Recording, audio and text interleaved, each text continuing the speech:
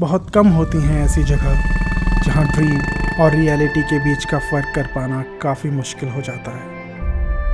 ख्वाब और हकीकत के इसी फासले को तय करके मैं आ जाता हूँ स्पीति वैली।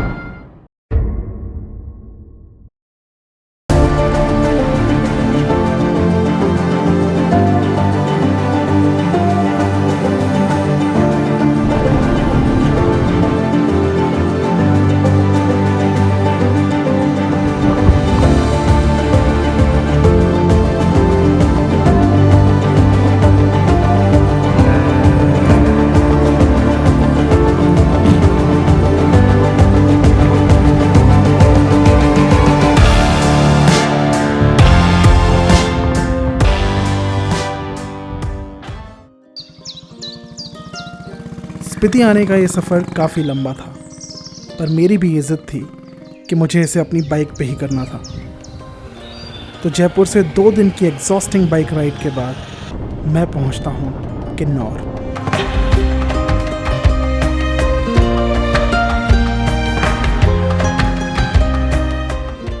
पहाड़ों को काट के बनाई गई इन सड़कों पे बाइक चलाना was a long dream and once in a life time experience.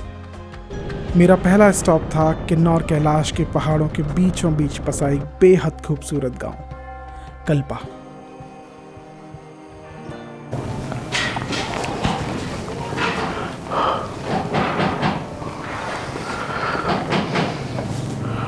Wow यार, such a majestic view of Kinnaur Kailash. 3 दिन से मैं बाइक राइड कर रहा हूँ, Jaipur to Chandigarh, Chandigarh to Rampur, finally Rampur to Kalpa, और it's all worth it at the end of the day. What a view!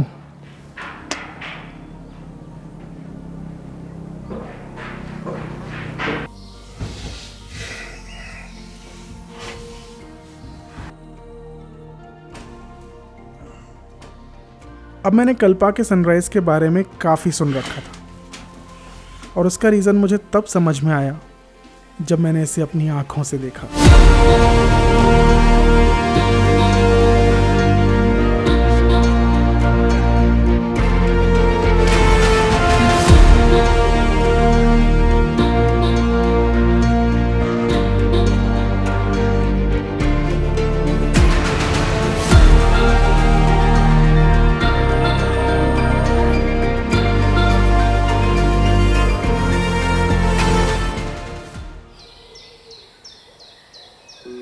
Kalpa is a beautiful village famous for its apple orchards, apricots, and one of the most famous yet most difficult treks of our country, the Kinnar Kailash trek, जिसका elevation सी level से 20,000 feet का है। पर जब मौसम साफ होता है तो कल्पा से भी किन्नौर कैलाश के शिवलिंग के दर्शन बड़े आराम से होते हैं। हेलो दोस्तों एंड नमस्ते, welcome to traveller crafter from Kalpa. This is magical land, truly magical. जो मैंने अपने इमेजिनेशन में सोचा था, रील्स वगैरह में देखा था, it's just part of it, but when I am here, और जो सनराइज़ मैंने आज मॉर्निंग में देखा, it completely blew my mind and I can say that this is by far the bestest sunrise of my life. और कल्पा इस time पे इतना खूबसूरत हो रखा है ना, क्योंकि स्प्रिंग का सीज़न है, तो एप्रिकॉट, खुमानी जिसे बोलते हैं, उनके पेड़ों में फूल आ रखे हैं। मतलब इट्स लाइक चेरी ब्लॉसम जो जापान में होता है और अपने इंडिया में भी होते हैं कुछ जगह पे, तो पिंकिश से फ्लावर्स होते हैं and it's making the whole landscape so beautiful. Apple के पेड़ों में भी फूल आना शुरू हो गया है, so this is the beginning of that as well. यहाँ बीच में एक देव का मंदिर है और जब सुबह सुबह जो सूरज की पहली किरणें उस पर पड़ती हैं ना, this whole landscape shines and it makes it so heavenly. I cannot explain this in words. मैं स्पीति जाने के लिए निकला था और कल्पा में सिर्फ एक रात के लिए रुकना चाहता था, but after seeing this place, I want to stay here for 2-3 days, explore the places around, and then I'll move to Spiti, maybe after 2-3 days. So yeah, I'm actually a little overwhelmed at this point of time. Let's see. I mean, I want this trip to keep surprising me. So let's go.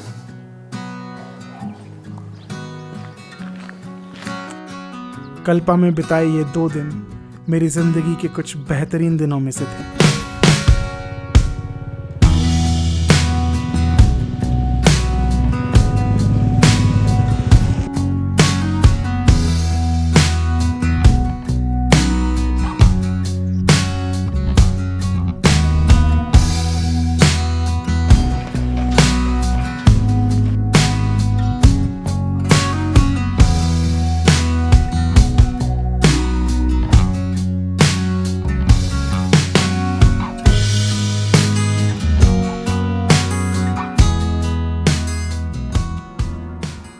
आज मुझे कल्पा से काजा की तरफ निकलना है और इस पूरे सफ़र में मुझे लगभग 210 किलोमीटर से भी ज़्यादा पहाड़ों में बाइक चलानी थी।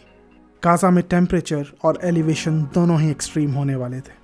क्योंकि मुझे ये सब अकेले ही करना है तो सुबह सुबह तैयार होते टाइम मेरे मन में काफ़ी सारे डाउट्स और नेगेटिव थॉट्स आने लगते हैं। क्या होगा अगर बारिश हो गई? क्या होगा अगर मेरी बाइक ख़राब हो गई? या फिर कुछ और? पर ऐसी सिचुएशंस में अक्सर पहला स्टेप लेना बहुत ज़रूरी हो जाता है। And sometimes it becomes important to take that leap of faith. जैसे ही मैंने अपने डर और एंजाइटी पे काबू किया, I started to witness one of the most scenic routes of my life.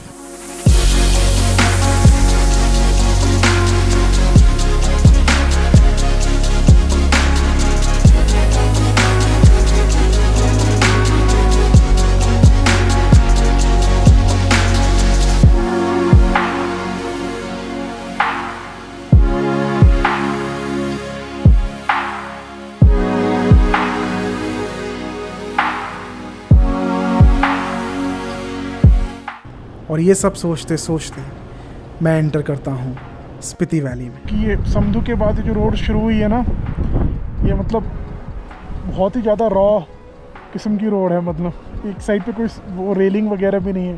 तो लिटरली मतलब ना किसी मोमेंट पे तो मेरी फटकियाँ हाथ में आ जा रही है। और मैं फर्स्ट टाइम इस ट्रेल पे आया हूँ, लेकिन यार जो मेरी आँखें देख रही है ना इस टाइम पे, मतलब यार तो विश्वास ही नहीं कर पा रहा हूँ मैं। This is incredible.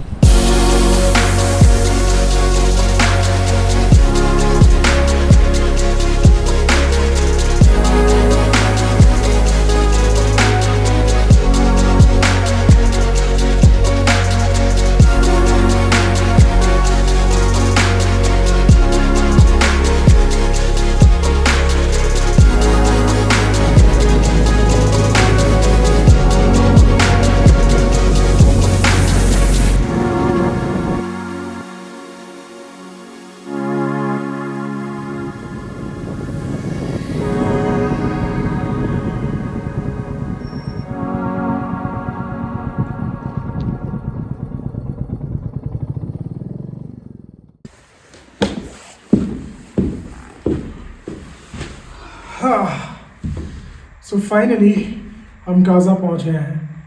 हम मतलब सिर्फ मैं काजा पहुंच गया हूँ, लेकिन मैं काजा में नहीं रुका हुआ हूँ। मैं उससे 5 किलोमीटर आगे जगह पड़ती है रंगरेक, वहाँ पे रुका हुआ हूँ। क्योंकि यहाँ से चीचम ब्रिज हो गया, की मोनेस्ट्री हो गई, लांगजा हो गया, ये सब बहुत पास में है।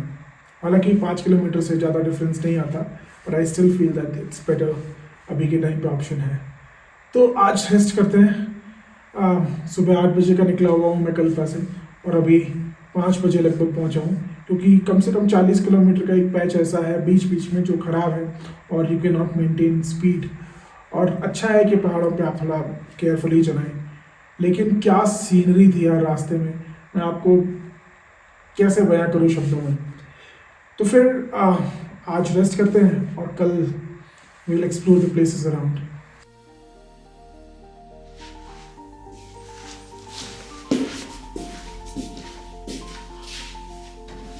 पहाड़ों में वक्त थम सा जाता है। जब सुबह सुबह मैं अपनी खिड़की से बाहर का व्यू देख रहा था तो ऐसा लग रहा था कि जैसे कोई हाइपर रियलिस्टिक पेंटिंग हो जिसमें भगवान ने खुद अपने हाथों से रंग भरे थे। और ऐसे ही कुछ नज़ारे देखने के लिए मैं निकल जाता हूँ चीचम के लिए।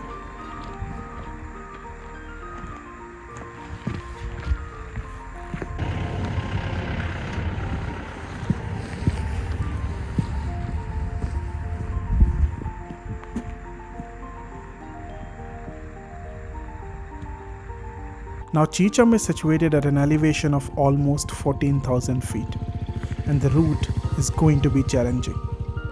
And let's be honest, जितना सुंदर ये लैंडस्केप दिखते हैं, they can be equally unforgiving. और यहाँ छोटी से छोटी लापरवाही का रिजल्ट भी काफ़ी फेटल हो सकता है। चीचम के रास्ते में अचानक से मुझे दिखता है कि पूरी फ्रोजन टेरेन के बीच में बहुत सारे खेत हैं, और फिर मुझे पता चलता है कि I was passing through one of the most famous villages of Spiti valley, की विलेज। अब Spiti is also famous for monasteries which are thousands of years old, and this village has one of them.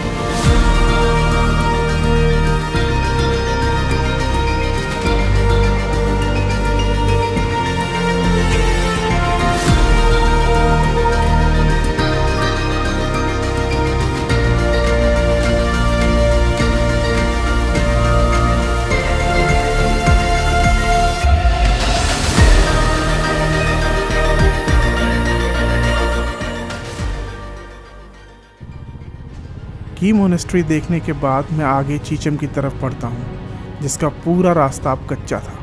और तब मुझे समझ में आता है कि क्यों इन रोड्स को वर्ल्ड की टफेस्ट रोड्स कहा जाता है। लैंडस्लाइड, शूटिंग स्टोन्स और अनप्रिडिक्टेबल वेदर यहाँ पे कभी भी फेस करने पड़ सकते हैं।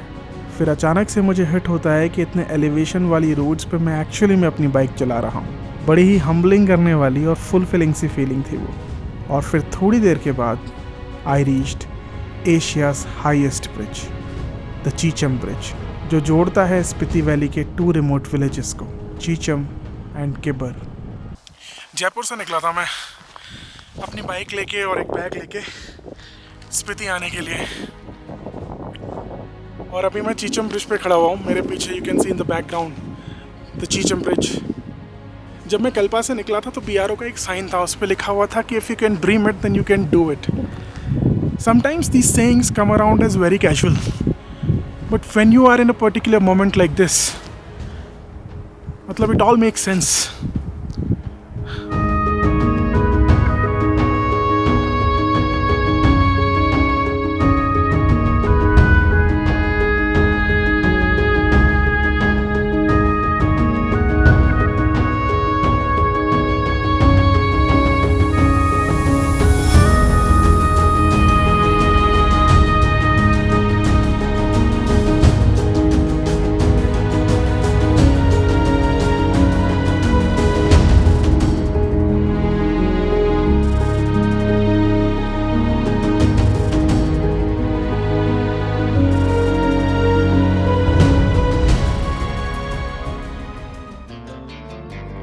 Spiti is so vast and majestic that every time I see these mountains, they leave me spellbound.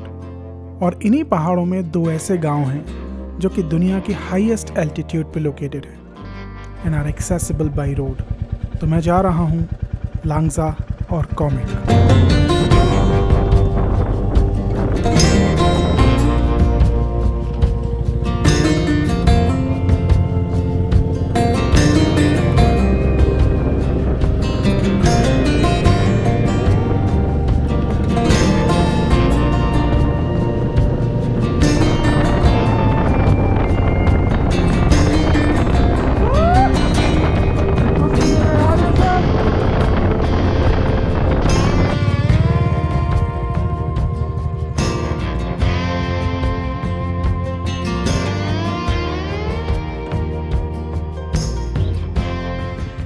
So I am इन लांगजा, और मेरे सामने भगवान बुद्धा का वो मैजेस्टिक स्टैचू है, और चारों तरफ पीक्स स्नो कैप्ड माउंटेन्स। और भाई क्या बोलते हैं इस फीलिंग को, आई कांट एक्सप्लेन।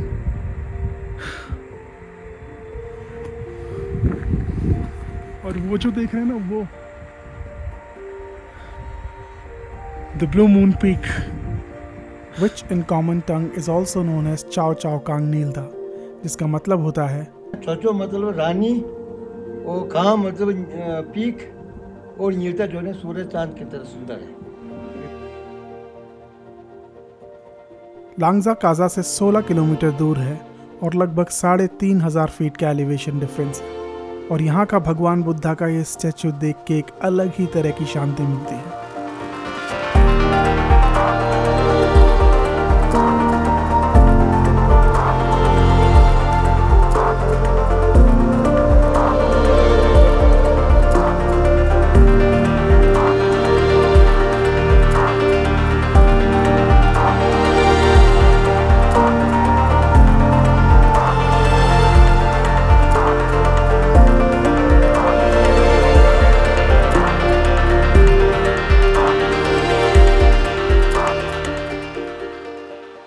लांगजा के बाद मैं निकलता हूँ कॉमिक के लिए, जिसका एल्टीट्यूड है 15,500 फीट, लांगजा से भी 1000 फीट ऊपर।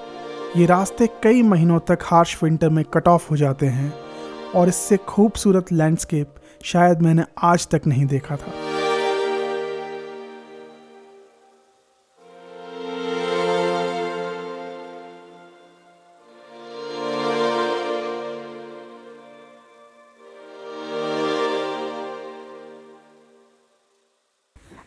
तो मैं अभी हिक्किम में हूँ और यहाँ से मैंने 4 पोस्ट कार्ड्स डाले हैं। 2 तो अपने दोस्तों को डाले हैं, कमीनों को, अपने जो मन के विचार आ रहे थे वो व्यक्त करते हुए। काफ़ी अच्छे अच्छे शब्द लिखे हैं मैंने उनको, क्योंकि ये ट्रिप उनके साथ मुझे दिसंबर में करनी थी, पर सालों ने धोखा दे दिया। पर ठीक है, I can send my love to them from here as well. It's a great feeling. I am at the highest post office, functional post office of the world, Hikim, Spiti Valley.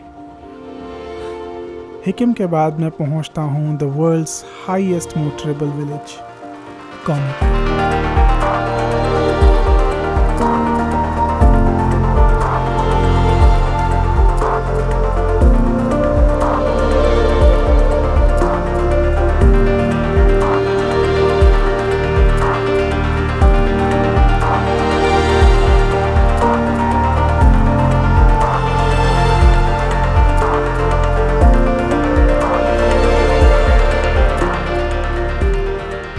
अब पहाड़ों पे ride करके ऊपर जाना जितना challenging है, नीचे उतरना उससे भी ज़्यादा टफ है। हिक्किम से काजा तक आने का आधा रास्ता पूरा ऑफ रोड था। एक तरफ लूज माउंटेन साइड और दूसरी तरफ हज़ारों फीट गहरी खाई। ओ भाई, फुल ऑफ रोड है भाई। यार एक बहुत ही खास बात हुई मेरे साथ। जब मैं लांगजा में था तो वहाँ पे मुझे कुछ गवर्नमेंट ऑफिशियल्स मिले थे और थोड़ा उनसे बातचीत की और मैंने उनकी कुछ फ़ोटोज़ भी खींची थी। तो अभी मतलब वो सेम ही रूट है, तो हम लोग वापस आ रहे थे। तो अभी हम जब हिक्किम से नीचे उतर रहे थे तो उनकी गाड़ी से कंसिस्टेंटली हॉर्न आ रहा था और मुझे लगा कि वो शायद ऐसे ही हॉर्न दे रहे हैं, शायद ओवरटेक करना होगा। और उन्होंने मुझे रोका और उन्होंने बोला, एक चीज़ दिखाई मेरे को और बोला कि इसको पक्का कवर करना। यार इसके बारे में मैंने कभी नहीं सुना था, ना ही कभी देखा था। मैं आपको दिखाता हूँ। मतलब बर्फ़ के बीचों बीच ऐसा लग रहा है कि हाथी के ऊपर भगवान बुद्ध बैठे हुए हैं। And this is incredible, incredible.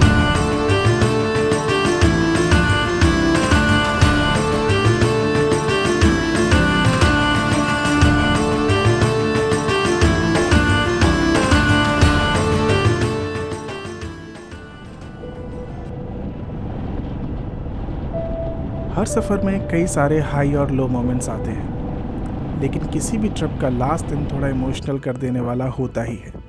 छुट्टी ख़त्म, बैक टू रियलिटी वाली स्टोरी हम सब की है। और मेरी ये स्पीति की trip was full of many many high moments. लेकिन हम सब स्पीति को जानते हैं for its ancient monasteries, the breathtakingly beautiful landscape और टफेस्ट रोड्स के लिए। But the literal meaning of Spiti is middle land, the land between India and Tibet, जो कि एंशिएंट टाइम्स में एक बहुत ही इम्पॉर्टेंट ट्रेड रूट हुआ करता था। अब ये सोचने में बहुत फैसिनेटिंग लगता है कि उस टाइम जब टेक्नोलॉजी नहीं थी, रोड्स नहीं थी, कोई BRO नहीं था रोड्स बनाने के लिए, स्पीति कितनी ज़्यादा एडवेंचरस होगी। यही सब सोचते हुए I reached the last stop of my journey, Dhankar, an ancient village famous for the Dhankar Gompa. I believe these monasteries are a symbol of peace and resilience. They have stood here for thousands of years. और इनके अंदर जाना और Buddhism को first hand experience करना was a magical experience. लेकिन जो view मुझे देखना था वो यहाँ नहीं था, बल्कि उसके लिए मुझे गोम्पा के टॉप पॉइंट पे जाना था, जिसके लिए मैं छोटी सी हाइक करके थनकर विलेज के टॉप पॉइंट पे पहुँच जाता हूँ। And the view was magnificent.